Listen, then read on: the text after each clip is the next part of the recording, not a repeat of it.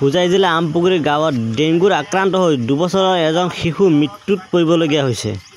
লংকা খণ্ডৰ বিভিন্ন আশা কৰ্মীসকলে আমপুকুৰী গাঁৱত বিভিন্ন অঞ্চলত লগাইছিলে এতিয়া অভিযান। আৰু জ্বৰ চৰ হ'লে আপোনালোকৰ এই আশা বাইদেউ আছে, আশা বাইদেউ কণ্টেক্ট কৰিব, নহ'লে আপোনালোকে জৰা পুখুৰী ডিষ্ট্ৰিক্ট হস্পিটাললৈ গুচি যাব, তেজ পৰীক্ষা কৰাই ল'ব জ্বৰ হ'লে দেই। ঠিক আছে, চাফা কৰি থৈ দিব। নাৰিকলৰ খোলা প্লাষ্টিক কণ্টেইনাৰ, প্লাষ্টিকৰ কিছুমান কিবা আনে যে দৈ চৈ আনে বাতিবিলাক বা অন্য টায়াৰ চায়াৰ কিবা কিবি পুৰণা আপোনাৰ কলহৰ কিবা পানীবিলাক জমা হ'বলৈ নিদিব, বৰষুণৰ পানী জমা হ'ব নিদিব, পেলাই দিব, পানীখিনি পেলাই দিব। তাৰ পৰা ডেংগু মহৰ উৎপত্তি হয় মানে।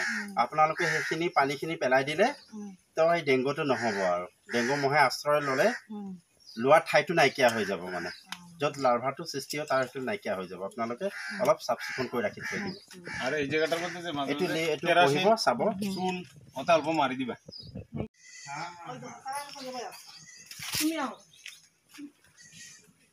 এইখানে ডিম পাৰা আছে মশাৰ। কথাটা বুঝছো? বাহি হৈ আছিল। কথাটা বুঝছো? এইবিলাকে লাৰ্ভা পানী থৈ পেলাই বিপদ কিমান কণী পাৰিছে দেখিছে না মই।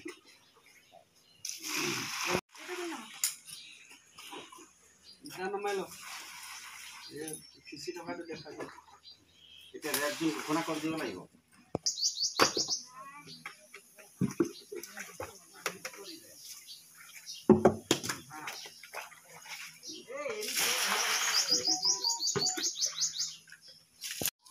পেলাই দিব পানীখিনি, বৰষুণৰ পানী একে জমা হ'ব দিব, চাই থাকিব।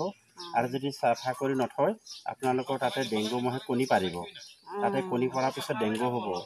তো ডেংগু হোৱাৰ পিছত ইয়াৰ আপোনালোকৰ বহুত ভুগিবলগীয়া হ'ব। সেই গতিকে তাৰ আগতে আপোনালোকে অলপ চাফ চিকুণ কৰি ৰাখিব ঘৰটোক, হে মানে পিছপিনৰ যিটো অলাগতিয়াল বস্তুখিনি আপোনালোকে কিবা কৰি থ'ব আৰু জ্বলাই দিয়ে। ঠিক আছে, ঠিক আছে, ইমান বেছি নহয়, এইবিলাক বেছি টেনশ্যন নল'ব। অলপ অলপ পিছপিনে যে এইপিনে ঘৰৰ এইপিনে আহকচোন।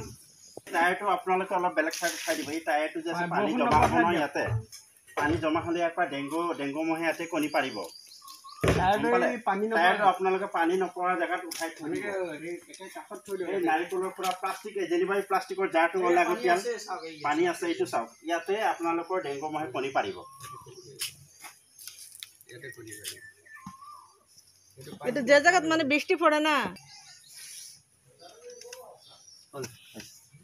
সেই প্লাষ্টিকৰ সেইটো বাইদেউ যিখিনি যে আপোনালোকে প্লাষ্টিকৰ গামলা মশাৰ ডিম পাৰবো তখন কি ঘটনাটা? এই পানীটো কি কামত ৰাখিছে?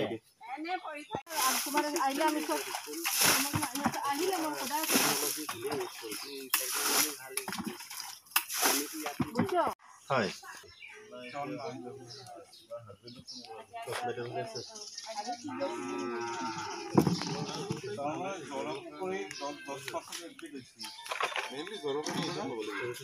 তাৰে পিছত অলপ এনে